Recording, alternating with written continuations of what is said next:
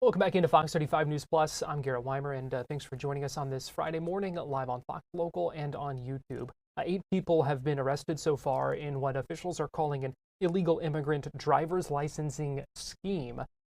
2 of those people arrested were employees with essentially the DMV, with the county tax collector's office in Bay County, where investigators say those employees were offering licenses in exchange for cash.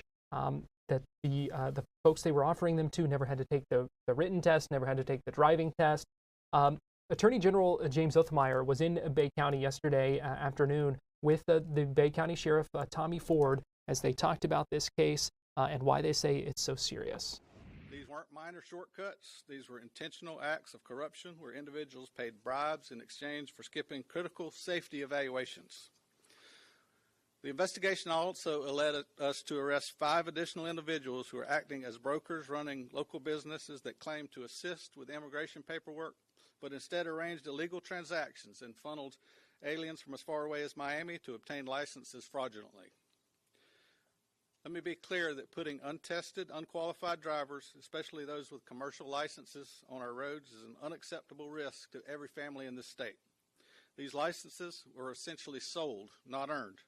That means we have individuals on the road, possibly operating tractor trailers, who never demonstrated the basic skills to do so safely. It's not a paperwork issue. It's a direct threat to highway safety and a betrayal of the public trust. The scope of this investigation: yesterday we seized over $120,000 in illicit proceeds tied to this operation. Evidence suggests that hundreds, if not more than 1,000 fraudulent driver's licenses were issued as part of this scheme. It's been ongoing for over 2 years, and this investigation is continuing to be ongoing and will expand statewide as we work to identify those who receive licenses illegally and hold all parties accountable. Each license issued could result in felony criminal charges for the license holder, and our investigation will be expanded by our state partners to hold these individuals accountable. A search warrant was executed yesterday at a business in Callaway called Cuba Max, which is involved in processing immigration documents. Again, I want to commend the outstanding teamwork and partnership of our investigators. It's a multi-agency effort with close coordination between law enforcement, the tax collector's office, and other state and local partners. This is the kind of teamwork it takes to root out corruption and protect our citizens. I'd also like to commend our tax collector, Chuck Perdue. As soon as he was made aware of this investigation, he became an investigator himself. He worked with us closely to make sure that these individuals were held accountable. Certainly a difficult situation when individuals in your office choose to do the wrong thing, but the important part is that we hold them accountable when we do that. So, Chuck, thank you for your efforts. So I want to talk about the individuals that we arrested. The tax collector employees are Bansele Velazou, age 37, of Panama City, charged with 9 counts of DMV employee issuing a fraudulent ID, which is a felony, and 9 counts of official misconduct. Demetrius Smith II, age 30, of Panama City, on 8 counts of DMV issuing a fraudulent ID and 8 counts of official misconduct. And additional charges are anticipated as each fraudulent driver's license can result in additional charges. The intermediaries that we arrested, who were the individuals that the aliens would contact, and they would be referred to our 2 tax collector employees, were a Nirbus Rosales, age 37. She was arrested on 24 counts of principal to DMV fraud and 24 counts as a principal to official misconduct. Leonardo Gutierrez, age 32, of Panama City, 7 counts of principal to DL fraud and 7 counts of official misconduct. Hung Du, age 58, of Panama City, on 36 counts of principal to fraud and 36 counts of official misconduct. Esbredia Para, age 44, of Panama City, 7 counts of principal to DL fraud and 7 counts of principal to official misconduct. Zola Gonzalez Pena, age 38, 12 counts. Also arrested but not identified as operating as an intermediary was Myrna Fernandez of Panama City on a charge of unlawful possession of a driver's license.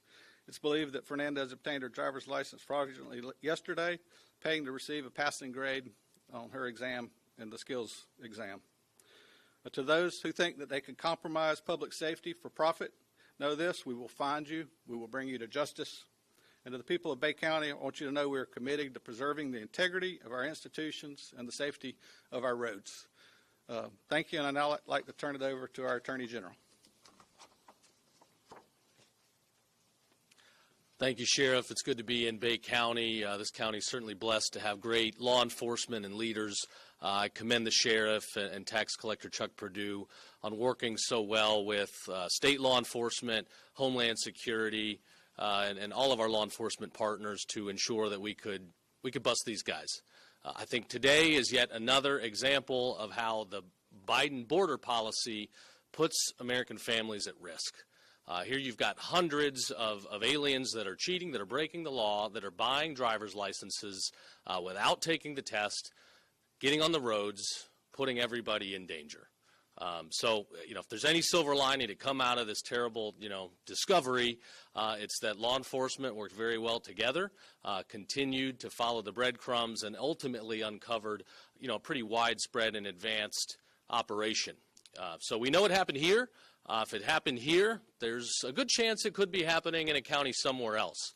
So I ask, our DMV offices, our tax collectors around the state, pay attention, do a deep dive, look out for, any signs of somebody taking cash on the side to help criminal aliens get driver's licenses.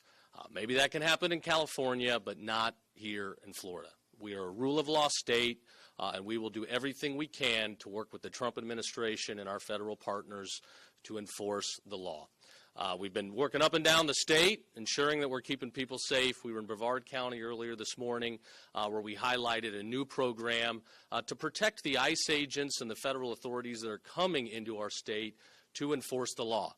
In California, you've got leftist groups out there that want to reveal personal information. They want to dox agents. If you don't understand this word, if it's new to you, doxing is when you reveal personal identifying information with the purpose of intimidating, threatening, and distracting from official duties.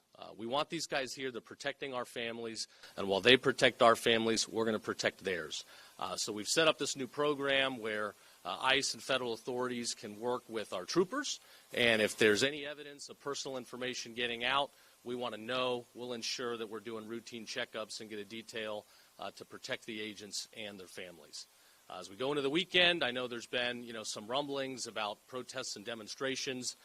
We've all seen the horror in California with the destruction, the violence, the flames, the anti-American behavior. That doesn't happen here. In Florida, rioting is illegal. If you throw something, if you obstruct roadways, if you want to cause damage or harm to law enforcement, businesses, or our citizens, we will find you and we will put you away for a long time. So to put everybody on notice, if you want to participate in, peaceful free speech, nobody respects that more than we do. If you want to cause damage and destruction and engage in these violent demonstrations, we will shut it down fast. So again, a big thank you to the law enforcement here. Thanks to the sheriff for a very good job well done. Thanks to our federal partners. And we'll continue to investigate. We'll continue to make sure that Florida is the safest state in the country.